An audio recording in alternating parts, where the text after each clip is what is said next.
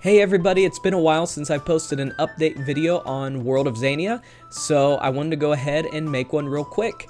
Of course, if you've been following me on Twitter, you've seen all the progress that's been being made, but if you only follow me on YouTube, yeah, it's been a while, and as you can see, a lot of stuff is going on right now. So let's go ahead and get into it. If you don't know what World of Zania is, it's an HTML5 browser MMO that I'm making in GameMaker Studio 2. So let's go ahead and get into this. As you can see, we have a whole new chat room on the bottom right here, and we have three different tabs here. We have local, world, and NPC. And local just lets us chat with players that are around us or on the screen. Our world chat is kind of like a global chat, so we can talk to everybody that's logged into the server. And then NPCs allow us to talk to NPCs. So we have Raymond over here, so we can walk over to him and just say, hey. And he's going to chat right back with us. So he says, greetings, Wizardy, glad to see you awake.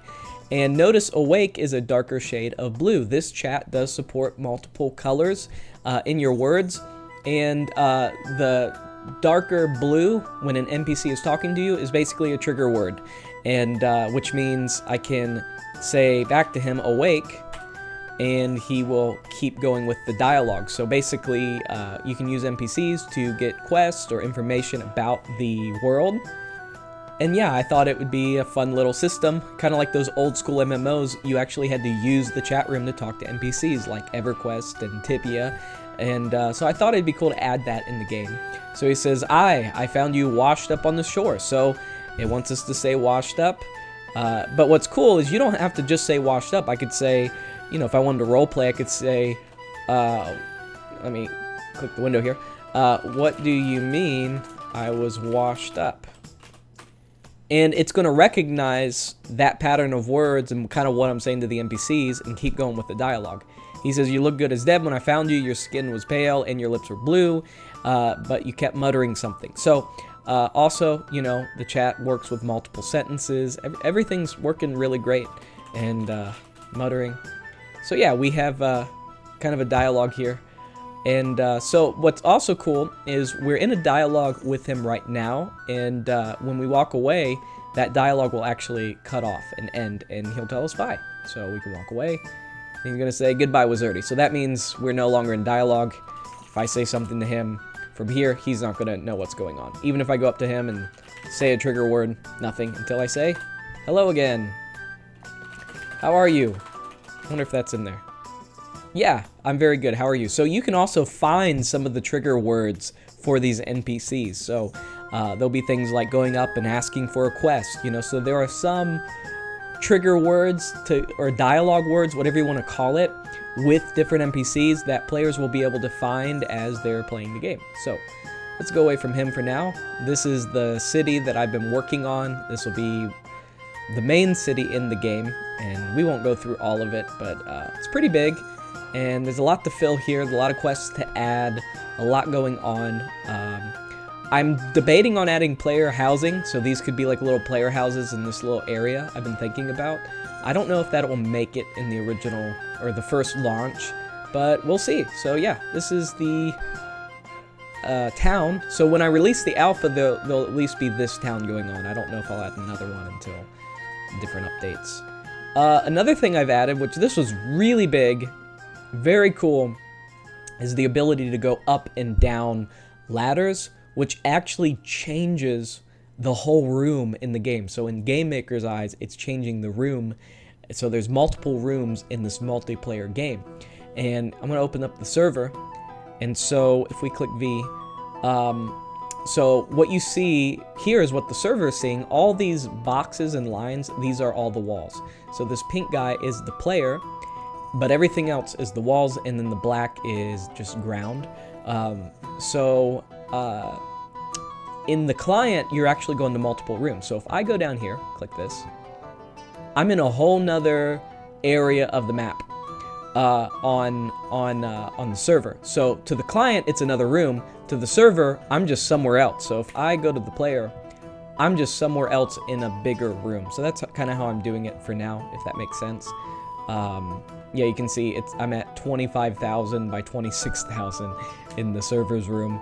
But if I go back up, I'm at 560 by 1200. So just kind of a sketchy way of doing it, but it works. So yeah, you can go up and down ladders, which is big. I mean, that'll be really great because we can add like a whole sewage system down here for the city that you can go through, and it just adds more depth to the game rather than just being one big room where you can't go up or down anything. So yeah, a couple guards here, pretty cool. Okay, so also I don't think I've posted a video since I've got this done. I have all these spells done. So remember in the last videos I said the spells are based off what weapon you're using, and all these swords are something that you'll unlock in the game. I haven't used these spells in probably about 30 hours of programming, so there's a good chance that if I cast one of these, the whole game will crash. But let's try. Okay. Sorry if that was really loud. Let me mute the game real quick. Okay, the game should be muted because I know that's really loud when I record. So yeah, this is one of the swords. It's an AoE ability. Let's try what are we wearing? All these are armors, so you have two abilities that you're able to use in the game, and one is from your weapon and one is from your body armor. And we can use a magician's robe, do that. So pretty cool. So you'll have two abilities, but then you'll gain more abilities as the game goes on. So if you become a werewolf, you'll get a whole werewolf tree of abilities, and these abilities you'll unlock in different ways. So by end game, you'll have probably about 9 different abilities going across from here all the way to the chat room. But you'll start off with 2, and you'll start off with very basic ones, and you'll progress through. Oh crap, how'd I get down here? Nice little glitch there. But you'll progress by unlocking these swords, and there's different ways to unlock these swords, from quests or killing rare monsters. There's all different ways to do that. Also, one character can be every class in the game, so I'm calling the classes vocations, so we can change our vocation at any time. I'm only going to release the alpha with 3 vocations, but each update I'll be adding more, up to 9 different vocations, but there'll be 3 original ones that will be released in the alpha test. We have our Bowmaster here, and the one I had a lot of fun working on was the Sorcerer, which I haven't really... Oh no, I did. I changed some of the names. Okay, so here's the best... I think this is the best staff in the game for Sorcerers. So let's cast that. Yeah, that's pretty cool, right? So that will actually do damage to enemies. It's a very cool spell. Very cool, one of my favorite ones. What does this guy do? It's a Staff of Orland. Oh, this is cool. So this is a staff that will actually disguise you as a monster. And what I'm going to do is allow players to choose which monster they want to be disguised at, and then monsters of that type won't attack you while you're like that. So you can see it's kind of random right now, but you'll actually be able to choose which monster you can be disguised at. So you can get into whole areas that otherwise would be OP or whatever. Adeline staff. Oh, this is cool. So this will summon storm clouds, and basically if one of these storm clouds hits an enemy, it does damage, but then it has a chance to do like massive damage too. So very cool, and it's random wherever these things spawn. Totally random. Okay, what else? Staff of Winter. I think that's just winter, like a frostbolt that we would need an enemy to cast it on. Yeah, so a lot of stuff going on. The armors, all these are done. Kick, stun, blocks, firebomb, stealth. This allows you to go invisible for a little bit. It's probably not working right now for whatever reason. Like I said, it's been a long time since I played with these abilities. Haste, this will allow you to run faster. This is one of the armors. So these are all done.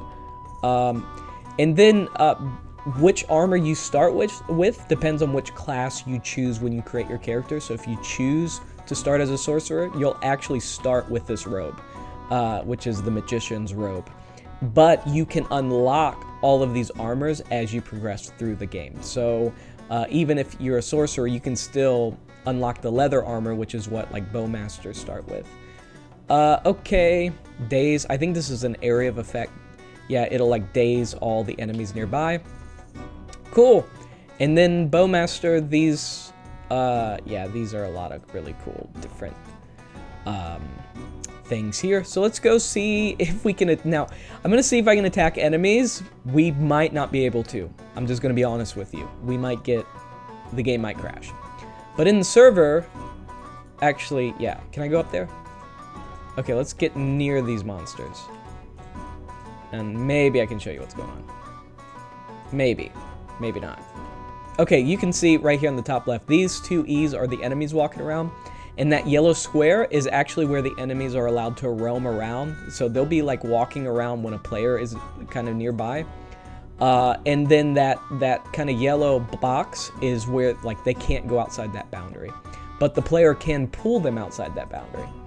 So there's a Goblin Archer, so he is a range unit, so he's going to keep his distance from us at all times. Even if I walk towards him, he's going to try to back up. But let's try to attack him. Yeah, I thought that was going to happen. Totally thought that that was going to happen. So, got a little taste of the combat there. But, dang it. I wish I knew why that was happening right now so I could fix it. But, oh well. So, anyway, there is an update video on World of Zania. If you would like to be a part of this game, I'm hoping to release an alpha version of this game before the summer. So if you want to keep up to date, stay involved, join my Discord. I do have a World of Zania Discord channel on the overall Wizardy Discord chat that you can join. So you can go on there and keep up to date and let me know you want to be a part of the alpha testing. You can also follow me on Twitter. I'm always posting updates about this on Twitter. And yeah, just keep up to date. I would love for, you know, anybody watching this video to either be a part, because I want people's feedback. And it's very cool. It's an MMO in GameMaker. And I'm really excited about it. And everything's being coded in GameMaker, even the server, which is a horrible idea for an MMO. But I really want to see how far we can stretch GameMaker. I want to see if we can make GameMaker scream and cry and beg for mercy. So let's see what we can do, guys. Awesome. Anyway, that's it for me. Thank you guys so much for watching this video. Leave a like if you haven't already. It really helps the algorithm of YouTube. It boosts us up and lets more people know about the game. So that's one way you can support this channel and this game. Just leaving a like, subscribing if you haven't already, leaving a comment. All of that helps the YouTube algorithm. I'm trying to post a video every single week this year. So help me do that, and I appreciate you guys, and I'll see you next week or next video. Could be one tomorrow, I don't know, but at least next week. Okay, peace out.